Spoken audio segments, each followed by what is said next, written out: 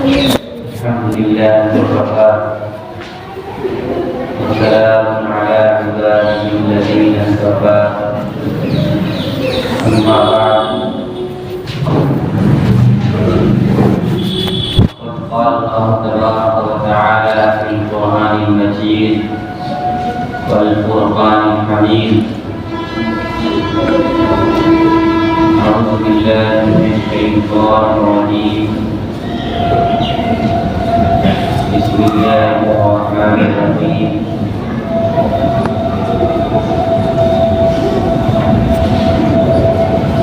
يا أيها الرسل كلوا من الطيبات واعملوا صالحا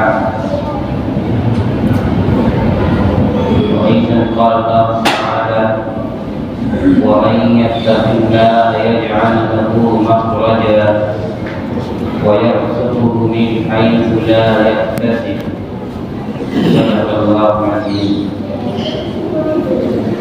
برادران اسلام، محترم بزرگوں، دوستوں اور عزیز دینی بھائیوں،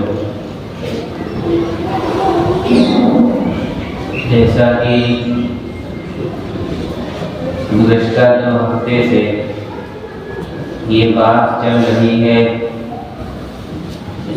کہ اس دنیا سے جانے کے بعد سب سے پہلی منزل یعنی موت کے بعد جو انسان کی سب سے پہلی منزل ہوتی ہے قبر، ثم اماتہ فاصبر، اللہ انسان کو موت دیتا ہے پھر اسے قبر میں بھیج دیتا ہے. اس قبر کی منزل کو آسان کیسے بنائیں؟ گزشتہ 2 ہفتے سے یہ بات چل رہی ہے. میں نے بتایا تھا کہ 4 کام ہیں. ان 4 کاموں کو انسان ایک ایمان والا، صرف انسان نہیں، ایمان والا ان 4 کاموں کو اگر مضبوطی سے پکڑ لے تو اللہ تعالی قبر کی منزل کو آسان کر دیں گے اور قبر میں اس کے لیے ایک اچھا ساتھی ہوگا اور قبر اس کے لیے جنت کا باغ بنے گی. ان 4 کام میں سے پہلا کام تھا کہ آدمی نماز کی پابندی کرے. نماز کے فضیلت میں بہت سی آیات ہیں، بہت سی احادیث ہیں، لیکن ہمیں ان فضیلتوں کو مضبوطی سے پکڑنے کے لیے، نماز کی پابندی کرنے کے لیے اللہ ہم سے ایک ہی فضیلت بیان کر دے، حضور ہم سے ایک ہی فضیلت بیان کر دے تو ہم اگر پکڑنا چاہیں، پابندی کرنا چاہیں تو کر سکتے ہیں. اب جتنے احادیث، جتنی آیات ہے، سب کو اس مختصر وقت میں اس منبر پہ بیٹھ کر ذکر کرنا یہ ناقابل ممکن ہے، یہ ممکن نہیں ہے. پہلی چیز کیا تھی؟ نماز. دوسرا کام ہمیں کیا کرنا ہے؟ اگر ہم اپنی قبر کی منزل کو آسان بنانا چاہتے ہیں تو ہمیں دوسرا کام یہ کرنا ہوگا کہ ہمیں اپنے پیٹ کے اندر جب بھی کوئی رزق ڈالنا ہے، کوئی چیز کھانا ہے تو ہمیں اپنے پیٹ کے اندر حلال کھانا، حلال روزی ڈالنا، حلال روزی کا اہتمام کرنا.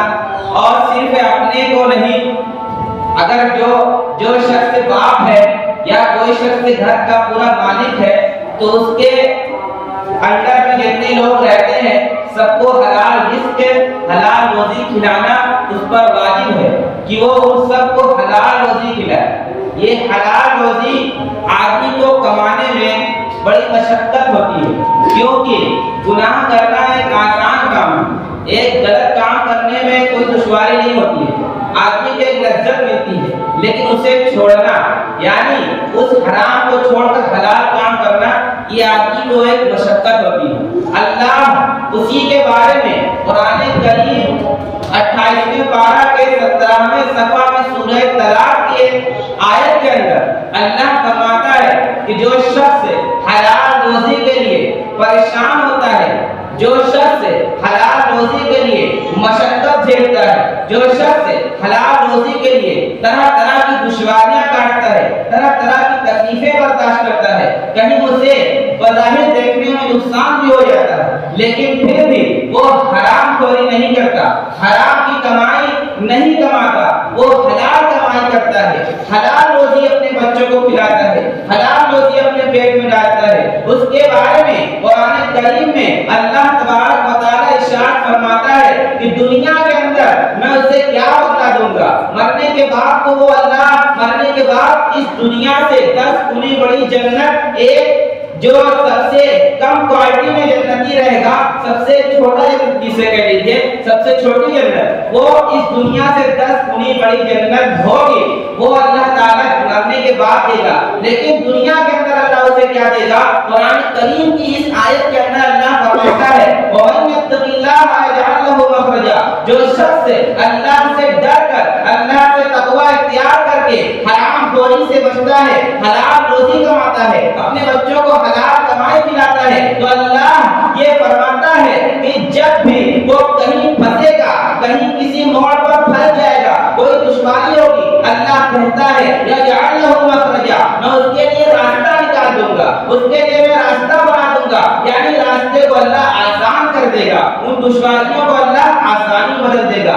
یہ پہلا انعام ہے۔ دوسرا انعام اللہ تبارک و تعالیٰ فرماتا ہے جس کے لیے آج انسان، آج ایک ایمان والا حرام کمائی کرتا ہے، اسی کے بارے میں اللہ فرماتا ہے کہ تم رزق کمانے کے لیے روزی تمہارے پاس زیادہ آ جائے، اسی لیے تو حرام کمائی کماتے ہو، اسی لیے تو حرام کمائی کماتے ہو کہ تمہارے پاس دولت زیادہ آ جائے، تم اپنے بچوں کے پیٹ پال سکو۔ اللہ کہہ رہا ہے کہ تم اگر تقوی اختیار کرو گے، اللہ سے ڈر کر حرام کمائی کو چھوڑو گے، اللہ کہتا ہے وَيَرْزُقْهُ مِنْ حَيْثُ لَا يَحْتَسِبُ، اللہ تمہیں ایسی جگہ سے روزی دے گا، ایسی جگہ سے رزق دے گا کہ تم اس کا گمان نہیں کر سکتے کہ یہ روزی ہمارے پاس آ کہاں سے گئی، تم خود سوچے بھی نہیں ہوگے، پوری رات گزر جائے گی سوچتے سوچتے کہ صبح ہم کیا کھائیں گے، اللہ ایسی جگہ سے روزی دے گا کہ پوری رات جو ہم سوچے ہیں وہ سوچ نہیں پائیں گے کہ وہ روزی ہمارے پاس کہاں سے آنے والی ہے۔ وَمَن يَتَوَکَّلْ عَلَى اللَّهِ فَهُوَ حَسْبُهُ، جو شخص اللہ پہ بھروسہ کرتا ہے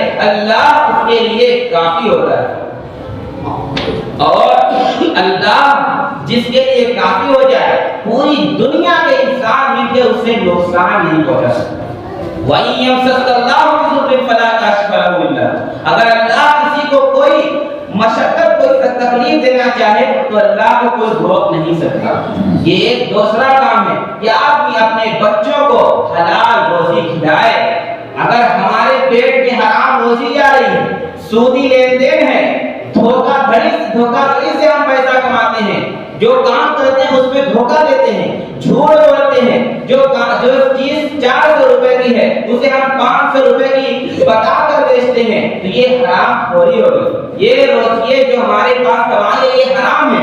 اس کا یہ مطلب نہیں کہ ہم 400 کا لے اسے 400 کا آگے بیچ دیں، مطلب یہ ہے کہ آپ نے کوئی سامان بازار سے لایا، 400 روپے کا آپ کو پڑتا ہے، آپ آگے والوں کو کہیے بھیا میں آپ کو 500 روپے کے دوں گا، اب مجھے کتنے کا پڑا ہے اس سے آپ کو مطلب نہیں۔ اگر آپ کو یہ دام پسند آئے، آپ کو اچھا لگے تو آپ 500 روپے میں لیجئے، بلا وجہ کی 400 روپے والے سامان کو ہم یہ نہ کہیں کہ ارے 490 کا تھا ہمیں یہ پڑا تھا، کہاں سے 480 کا دیں، یہ نہیں کہنا ہے، اس سے یہ کہنا ہے کہ 500 روپے کا ہم دیں گے، اگر آپ کو پڑے تو لیجئے، ورنہ جھوٹ بولنے کی ضرورت نہیں ہے۔ یہ ہم اس سے جو جھوٹ بولیں گے یہ مال ہمارے لیے حرام ہو جائے گا۔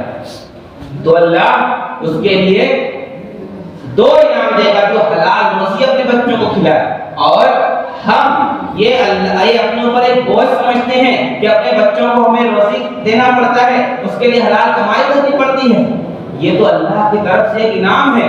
حدیث میں آتا ہے کہ اپنے بچے کو بھی حلال روزی کھلانا یہ بھی صدقہ ہے۔ یہ اللہ کے یہاں ایک آفر ہے کہ آدمی اپنے ہی پاس رکھ رہا ہے پیسہ، اپنے بچے کو کھلا رہا ہے، لیکن پھر بھی اسے صدقہ کا ثواب مل رہا ہے۔ یہ ایک عبادت ہے، بہت اہم عبادت ہے۔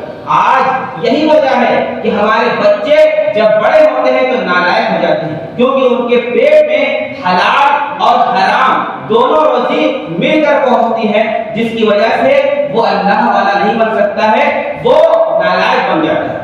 اس لیے حلال روزی کا اہتمام کرنا چاہیے۔ تیسرا کام کیا ہے؟ جب ہم یہ چاہتے ہیں کہ اپنی قبر کی منزل کو آسان بنائیں، اپنی قبر کو ہم جنت کا ایک باغ بنائیں، تو ہمیں تیسرا کام یہ کرنا ہے کہ جس کے بارے میں قرآن کریم کے میں 3 آیت پیش کروں گا، بہت سی آیات ہیں، میں 3 آیت پیش کروں گا کہ اللہ جب والدین کی فرما برداری، یہ تیسرا کام ہے والدین کے ساتھ اس نے سلوک کرنا۔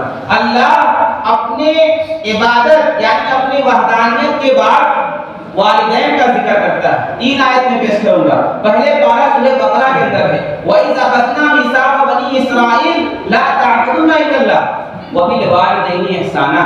اللہ نے بنی اسرائیل کو کیا حکم دیا کہ تم اللہ کے ساتھ کسی کو شریک مت کرو، اللہ کی عبادت کرو۔ دوسرا کام کیا کرنا ہے؟ وَبِالْوَالِدَيْنِ إِحْسَانًا، اور اپنے والدین کے ساتھ حسن سلوک کرو۔ دوسری آیت سورہ نساء کے اندر ہے، 5ویں پارہ کے اندر 3رے صفحہ کے اندر اللہ ارشاد فرماتا ہے وَاعْبُدُوا اللَّهَ وَلَا تُشْرِكُوا بِهِ شَيْئًا، کہ اللہ کی عبادت کرو اور اللہ کے ساتھ کسی کو شریک مت کرو۔ وَبِالْوَالِدَيْنِ إِحْسَانًا، اور اپنے والدین کے ساتھ حسن سلوک کرو۔ گویا جو اللہ کی عبادت کرے اس کے ساتھ کسی کو شریک نہ کرے اور اپنے والدین کی حسن سلوک کرے، اس کے لیے کامیابی ہے۔ یہ دوسری آیت ہے۔ تیسری آیت میں پیش کرتا ہوں، اللہ نے ایک جگہ اور ارشاد فرمایا 15ویں پارہ کے 3رے صفحہ جو سورہ بنی اسرائیل کی آیت ہے وَقَضَىٰ رَبُّكَ أَلَّا تَعْبُدُوا إِلَّا إِيَّاهُ وَقَضَىٰ رَبُّكَ أَلَّا تَعْبُدُوا إِلَّا إِيَّاهُ، اللہ نے فیصلہ کر دیا، قضا کہتے ہیں فیصلہ کر دیا، اللہ نے یہ حکم دے دیا، تاکیدی حکم دے دیا کہ تم اللہ کی عبادت کرو، وَبِالْوَالِدَيْنِ إِحْسَانًا، اور اپنے والدین کے ساتھ حسن سلوک کرو۔ 3 آیت میں نے جو مختصر وقت میں پیش کیا، اس کے علاوہ بہت سی آیات ہیں جو والدین کے بارے میں ہیں اور ان کے ساتھ حسن سلوک ہے کیا، اللہ نے اسے تفصیل سے ذکر کیا۔ اِمَّا يَبْلُغَنَّ عِندَكَ الْكِبَرَ أَحَدُهُمَا أَوْ كِلَاهُمَا، ان دونوں میں سے کوئی یعنی ماں اور باپ میں سے کوئی اگر بڑھاپے کے عمر میں پہنچ جائے اور تو اس وقت موجود ہو تو کیا کرنا ہے؟ فَلَا تَقُل لَّهُمَا أُفٍّ، اگر وہ تم سے کہیں کہ بیٹا ایک گلاس پانی دے دو، بیٹا مجھے کھانے کی ضرورت ہے، مجھے بھوک لگی ہے، مجھے پیاس لگی ہے، میری طبیعت خراب ہے، دوا لا دو، فَلَا تَقُل لَّهُمَا أُفٍّ، تو اوفو مت کہنا، جو آج ہمارے بھاشا میں کیا ہے اوفو، ہمارے لوہتا میں اس کو کہتے ہیں اوفو، ہرتا میں انجھے کہوں نہ کہوں کمرہ رہا، یہ نہیں کہنا چاہیے۔ فلا تقل لهما اف، قرآن اف یہ سب سے ہلکا الفاظ ہے جس سے ایک انسان کو تکلیف ہوتی ہے۔ اللہ کہنا چاہتا ہے جب اتنا ہلکا الفاظ جس سے سب سے کم تکلیف ہوتی ہے اس کے بارے میں نے منع کر دیا تو انہیں تکلیف دینا، اس سے بڑی تکلیف دینا یہ تو سراسر حرام ہوگا۔ فلا تقل لهما اف، انہیں اف نہیں کہنا ہے، تکلیف کے جملے نہیں کہنا ہے جب وہ بڑھاپے کی عمر کو پہنچ جائے۔ فلا تقل لهما اف ولا تنهرهما، اور انہیں جھڑکنا نہیں ہے، انہیں ڈانٹنا نہیں ہے۔ وقل لهما قولا کریما، اور ان کے ساتھ اچھے الفاظ میں بات کرنی ہے، ان کے ساتھ اچھے زبان میں بات کرنی ہے کہ انہیں کوئی تکلیف نہ ہوا، انہیں کوئی تکلیف نہ ہو۔ وَاخْفِضْ لَهُمَا جَنَاحَ الذُّلِّ، اور ان کے سامنے جھک جاؤ۔ جھک جاؤ کا یہ مطلب نہیں کہ انہیں سجدہ کرو رکوع کرو، نہیں، جھکنے کا مطلب ادب کے دائرے میں کھڑے رہو، کوئی کام کہو ادب کے ساتھ ان کے کام کو سنو۔ وَقُلْ لَهُمَا وَقُلْ رَبِّ ارْحَمْهُمَا كَمَا رَبَّيَانِي صَغِيرًا، اور ان کے بارے میں تم اللہ سے دعا کرتے رہو کہ اللہ جس طرح انہوں نے مجھے بچپن میں پالا اور مجھے بڑا کیا، ہمارے لیے روزی کمائی اور ہمارے روزی کا یہ ذریعہ بنے، تو بھی ان کو اس کا اچھا بدلہ دے۔ اللہ سے ان کے لیے دعا کرتے رہے۔ والدین میں سے ایک والد کا الگ مقام ہے اور والدہ کا الگ مقام ہے۔ والدہ کا مقام 3 درجہ بڑا ہوا ہے کیونکہ قرآن کریم 26ویں پارہ کے 2 صفحہ میں اللہ ارشاد فرماتا ہے وَوَصَّيْنَا الْإِنسَانَ بِوَالِدَيْهِ إِحْسَانًا حَمَلَتْهُ أُمُّهُ كُرْهًا وَوَضَعَتْهُ كُرْهًا وَحَمْلُهُ وَفِصَالُهُ 30 شهرًا۔ یہ 3 طرح سے ماں کا درجہ بڑھا ہوا ہے، اور اسی طرح کی آیت سورہ لقمان 21ویں پارہ 11 صفحہ میں بھی ہے اللہ ارشاد فرماتا ہے وہاں وَوَصَّيْنَا الْإِنسَانَ بِوَالِدَيْهِ حَمَلَتْهُ أُمُّهُ وَهْنًا عَلَى وَهْنٍ وَفِصَالُهُ فِي عَامَيْنِ۔ اللہ کہنا چاہتا ہے ماں کا درجہ کس طرح تین اعتبار سے بڑا ہوا ہے کہ وہ اپنے پیٹ کے اندر 9 مہینے تک اپنے بچے کو رکھتی ہے۔ کوئی شخص ایک چھوٹا سا موبائل جو 200 گرام کا ہوتا ہے کسی سے کہے کہ تم 1 گھنٹے تک اس ہاتھ پر لے کر کھڑے رہو تو اس سے پوچھو کہ تمہارا کیا حال ہے۔ اور ایک بچے کو ماں اپنے پیٹ میں 9 ماہ تک کیسے پالتی ہے، اور اسی کے ساتھ کمرے میں جھاڑو بھی لگانا ہے، برتن بھی دھلنا ہے، کھانا بھی پکانا ہے، سب کام ہے، اور 9 مہینے تک وہ کیسی جھیلتی ہے۔ یہ ایک درجہ اس لیے بڑا ہے کہ ماں اپنے پیٹ میں بچے کو رکھتی ہے، باپ نہیں رکھتا اپنے پیٹ میں۔ دوسری چیز کیا ہے کہ ماں اپنے بیٹے کو جلتی ہے، یعنی جو پیدا ہوتے وقت بیٹے کے پیدا ہوتے وقت پیدائش کے وقت ماں کو جو تکلیف ہوتی ہے اس تکلیف کو باپ نہیں سمجھ سکتا۔ یہ دوسرا درجہ اس لیے ماں کا بڑا ہے۔ تیسرا درجہ وَفِصَالُهُ فِي عَامَيْنِ، اور اپنی چھاتی سے لگا کر 2 سال تک اسے دودھ پلاتی ہے۔ یہ 3 درجہ ماں کا بڑا ہوا ہے۔ اور آج کا نوجوان اس میں جب میں کوئی بات بولوں اس کا مطلب یہ نہیں کہ میں اس سے بہت پارسا ہوں، میں بھی ایک انسان ہوں۔ کل بنی آدم خطاؤن، ہر انسان خطا کار ہے۔ وخیر الخطائین التوابون، بہترین گناہگار بہترین خطا کار وہ ہے جو اللہ سے توبہ کرتا ہے۔ تو میں بھی بہت پارسا نہیں ہوں، ہر انسان ہر نوجوان اس وقت جو کہہ رہا ہوں کہ اس وقت کے نوجوان کے دل میں ماں کی اوقات، ماں کی حیثیت تو اپنے پیر کے جوتے کے برابر ہے، اور باپ سے اس لیے ڈرتا ہے کہ باپ سے پیسے لینا ہے۔ کوئی تہوار پڑ گیا باپ سے پیسے لے کر کپڑا لانا ہے، کہیں شادی ہو گئی باپ سے پیسے لینا ہے۔ اگر کوئی ہم باپ کو تکلیف دیتے تو باپ ہمیں مار بھی سکتا ہے، لیکن ماں کچھ نہیں بولتی، اس لیے ماں کا کوئی احترام نہیں رہا ہے۔ آج یہ ہم نوجوانوں کے اندر کوئی ماں کا احترام نہیں رہ گیا، حالانکہ ماں کا درجہ باپ سے 3 درجہ بڑا ہوا ہے۔ تو اس کا مطلب یہ نہیں کہ باپ کو چھوڑ دیں۔ ایک واقعہ ہے، لکھا ہے کہ ایک شخص آیا اور ایک شخص نے، یعنی ایک باپ تھا، اس کا بیٹا آیا اور ایک مولانا صاحب بیٹھے تھے۔ یہ کوئی کہیں سنی بات کہانی نہیں ہے، واقعہ کہتے ہیں حقیقت۔ تو اس کے باپ نے شکایت کرنا شروع کر دی کہ یہ اپنی ماں کا صرف احترام کرتا ہے، ہمارا کوئی احترام نہیں کرتا۔ تو اس بیٹے سے پوچھا گیا تو اس نے کہا کہ ماں کے قدموں کے نیچے جنت ہے، باپ کے قدموں کے نیچے جنت تھوڑی ہے، ماں کے قدموں کے نیچے ہے، اس لیے میں ماں کا پیر دباتا ہوں، ماں کی خدمت کرتا ہوں۔ تو مولوی صاحب نے کیا کہا کہ ماں کے قدموں کے نیچے جنت ہے، جنت میں جاؤ کیسے؟ باپ جنت کا دروازہ ہے، جب باپ دروازہ ہی نہیں کھولے گا تو تم جنت میں جا کیسے پاؤ گے؟ اس لیے باپ کی بھی خدمت کرنا ہے، یہ نہیں کہ صرف اپنے ماں کی خدمت کرنے میں، دونوں کا ہمیں احترام کرنا ہے۔ یہ والدین کی نافرمانی یہ ایسا گناہ ہے کہ جس کے گناہ کا عذاب اور اس کی سزا اللہ دنیا کے اندر ہی دکھا دیتا ہے۔ جو لوگ اپنے ماں اور باپ کے ساتھ نافرمانی کرتے ہیں، آج بھی یہاں پر بوڑھے حضرات بھی بیٹھے ہیں، نوجوان بھی ہیں، اور جو 40-45 سال کی عمر والے بھی ہیں، وہ اپنے معاشرے میں دیکھ رہے ہوں گے کہ میں نے اس کو دیکھا ہے، یہ اپنے باپ کے ساتھ جیسا کرتا تھا آج اس کا بیٹا اس کے ساتھ ویسا ہی کر رہا ہے۔ یہ والدین کی نافرمانی کا ایک بہت بڑا عذاب اور سخت سزا ہے کہ اس کو دنیا ہی میں اللہ دکھا دیتا ہے، اور اس کا نتیجہ یہاں تک بھی آتا ہے کہ مرتے وقت اسے کلمہ نصیب نہیں ہوتا، بلکہ وہ ایمان سے نکل کر کافر ہو کر مر جاتا ہے۔ اس لیے والدین کی نافرمانی فرض ہے۔ یہ دوسرا کام، یہ 3 کام ہو گئے، نماز اور اس کے بعد اس کے حلال روزی، اور تیسرا کام اپنے والدین کی فرما برداری اور اس کے ساتھ اس نے سلوک کرنا۔ چوتھا کام جس کی وجہ سے ہماری قبر آسان ہو سکتی ہے، چوتھا کام یہ ہے